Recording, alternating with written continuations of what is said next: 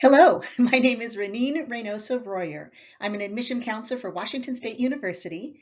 This presentation will explore types of colleges available to you. I hope this information will make the college search process easier. Today we will cover types of institutions, including trade and vocational schools, community colleges, four-year colleges and universities, other considerations like public versus private, in-state versus out-of-state, for-profit versus nonprofit, and other categories including Ivy League, Pac-12, liberal arts colleges, historically Black colleges, and Hispanic-serving institutions. That's a lot to go over, so let's get started. You have many options when considering how to continue your education after high school. Three common categories of after high school training are trade and vocational schools, community colleges, and four-year colleges and universities. I will go into more details next. Trade and vocational schools teach a specific set of skills designed to get students quickly into the workforce. Such programs generally only take like 6 to 18 months to complete. A prime example of a vocational school program is welding technology. So if you were in this program, you would receive lots of hands-on training and you wouldn't have to study topics that weren't related to this industry. At community colleges, you have different routes that you can pursue. For example, you could get a certificate. This usually only takes about a year to complete and it prepares students to go directly into the workforce. A prime example of this would be automotive technology. This is where you're trained to become an auto mechanic. There's a lot of crossover between community college certificate programs and trade and vocational schools. At community colleges, you could also earn a two-year degree called an associate's degree. Now, this pathway also has different routes. You could prepare directly for the workforce, for example, by earning a degree that gets you ready to be a legal administrative assistant, or you could obtain a transfer associate degree that prepares you to transfer to a four-year university. For example, you could earn an associate's degree that completes the first 2 years of a pre-med degree. Some community colleges also offer applied bachelor's degrees. This is offered in some community colleges in Washington. It usually takes about 4 years to complete, teaches students specific skills and prepares them to go directly into the workforce. Tends to have limited majors. An example of this would be a Bachelor of Applied Science in Behavior Health Care at Lake Washington Institute of Technology. Such a degree prepares students to go help people with mental illness, substance abuse, poverty, homelessness, that type of thing. I want to let you know about a method that a lot of students use, and that's transferring from one institution to another. The most popular form of transferring is for students to attend a community college for their freshman and sophomore years of college, and then go to a four-year institution for their junior and senior year of college. On the plus side, depending on your family finances, you may be able to save a ton of money. Also, going to a community college is a good way to become better prepared academically for the hard classes that you will take at a four-year college or university. On the downside, not all four-year institutions embrace transfer students. And also, some of your community college classes may not transfer over smoothly. But that said, transferring can be a very positive experience for many, many students. Now for the category that my institution belongs to. WSU is a four-year university. At such an institution, you can earn a bachelor's degree. It typically takes 4 years. It can prepare you to go directly into the workforce, for example, like as an electrical engineer, or that bachelor's degree can prepare you for a higher level degree, like the degree you need to become a dentist. Four-year colleges and universities have many, many, many different majors available to you. At WSU alone, we have over 200 academic areas that you can study. I just went over 3 types of institutions: trade and vocational schools, community colleges, and four-year colleges and universities. However, there are other categories to consider. Schools in all 3 categories can be either public or private, in-state or out-of-state, for-profit or nonprofit, and I will explain the differences. For private versus public, the main difference is who pays the bills. The tuition for private institutions is paid predominantly by students or donors. Therefore, they tend to be more expensive. However, private institutions have much more flexibility around whom they can give scholarships. So your final bill at a private school may actually be less. So please keep an open mind. The tuition does not vary for in-state or out-of-state students. Private colleges tend to be smaller and more intimate. They also can have a specific mission, for example, a religious college.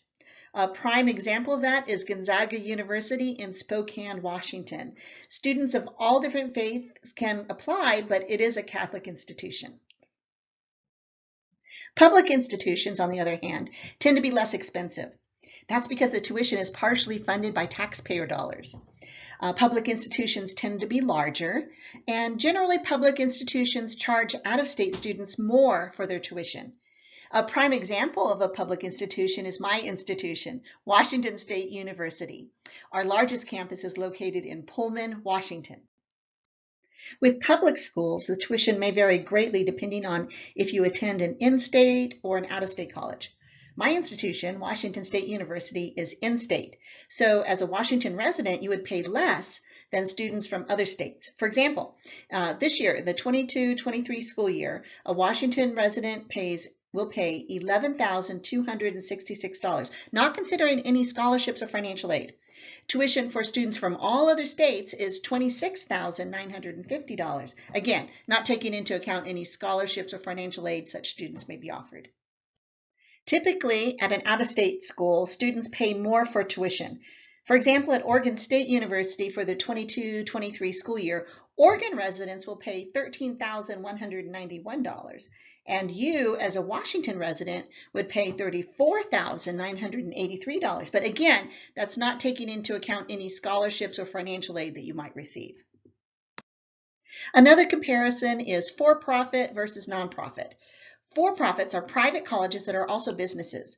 The owners want to make a profit, and that's not necessarily a bad thing. Such colleges teach necessary skills that prepare students for the workforce. DigiPenn is a good example of a for-profit school. One of their campuses is located in Redmond, Washington, and if you want to go into animation, DigiPenn is a school you should consider. However, on the downside, many of their classes tend not to transfer well to other institutions. My university, Washington State, is an example of a nonprofit school, and there are many, many others. Nonprofit colleges are not businesses. They do not make a profit. Their purpose is to educate people and to make a better society. Both public and private institutions can be nonprofits. There are other categories of colleges. You may hear people refer to the Ivy League, Pac-12, liberal arts colleges, historically Black colleges, and Hispanic serving institutions. I will go into more details next. Okay, Ivy League. These are very prestigious universities that are very difficult to get into. They accept a small percentage of students who apply each year. The Ivy League consists of 8 private universities that are located in the northeastern part of the United States. They have a superb academic reputation, and having a degree from an Ivy League university can open doors. However, there are many other institutions in the United States that are just as good, but do not have the title of Ivy League. A popular Ivy League school is Harvard University, located in Cambridge, Massachusetts. The Pac-12. The Pac-12 is the Pacific 12 Conference. It's a group of 12 athletically competitive colleges in the western United States. The Pac-12 is one of 10 athletic conferences.